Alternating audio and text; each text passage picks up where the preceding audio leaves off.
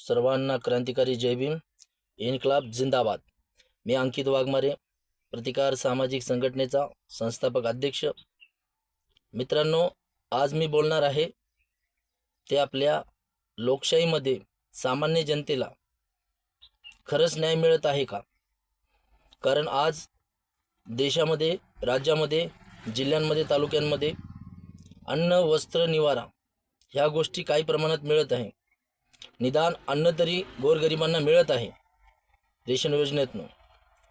पण छोट्यापासून मोठ्यापर्यंत, म्हणजे अतिगरिबापासून श्रीमंतापर्यंत काही लोकांना न्याय हे मिळतच नाही. वारंवार आपण सोशल मीडियावरती बघत आहोत. आज मी सुद्धा काही बाबींसाठी तहसीलदार असो, जिल्हा अधिकारी असो किंवा सक्षम अधिकारी असो, त्यांच्याकडे काही चुकीच्या गोष्टी होत असतील तर त्यासाठी आवाज उचलतो, त्या गोष्टी पाठपुरावा करून घेत असतो. पण असं असताना आमच्यासारख्या कार्यकर्त्यांना इतका वेळ लागतो. सामान्य जनतेला किती वेळ लागत असेल.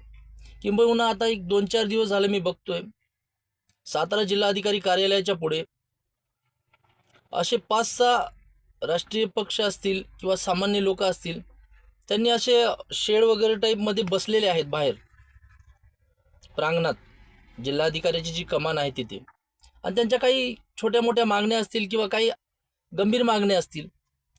पण हे बसतायत, त्याला 7, 8, 9, 10, 11 दिवस झालेत उपोषणाला बसतात आणि कायम बसतच असतात. पण 15 ऑगस्ट, 26 जानेवारी हे दिवस आले की जास्त प्रमाण होतं आणि त्यावेळेस त्यांना पण आशा असते की बाबा ह्या टायमिंगमध्ये आमचं कुठेतरी विषय होईल, शासन आमच्या विषयाकडे लक्ष देईल.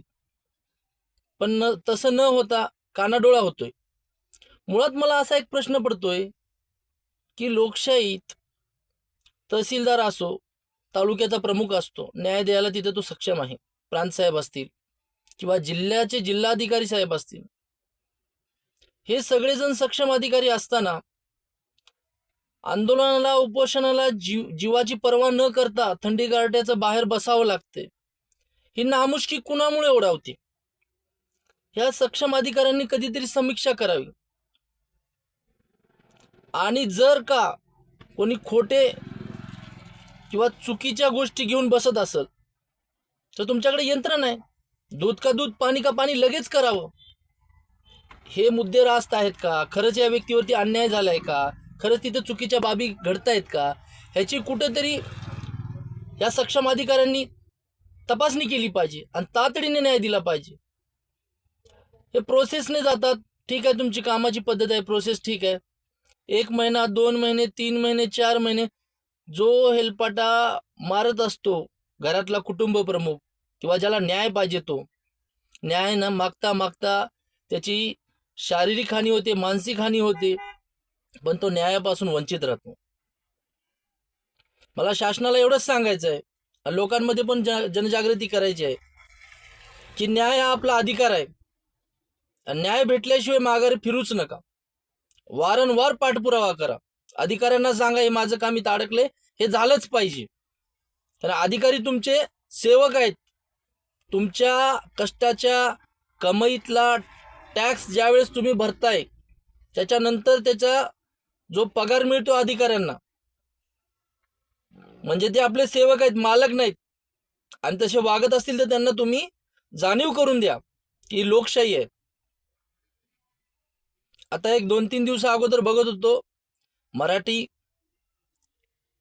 इंडस्ट्रीमधल्या उषाताई चव्हाण यांना पण कितीतरी म्हणजे आश्वासन दिल्या जात आहेत, पण त्यांना त्यांच्या हक्काची जागा मिळत नाहीये. 80 वयाच्या झालेल्या आहेत त्या.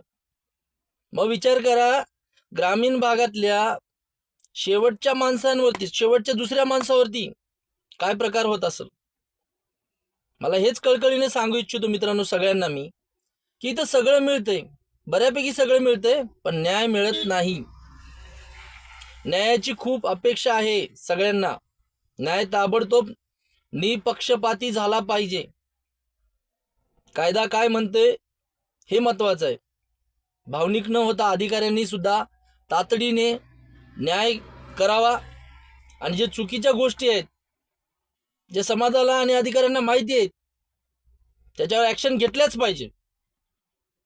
नाही तर लोकांचा या लोकशाहीवरतून विश्वास उडत चाललेला आहे.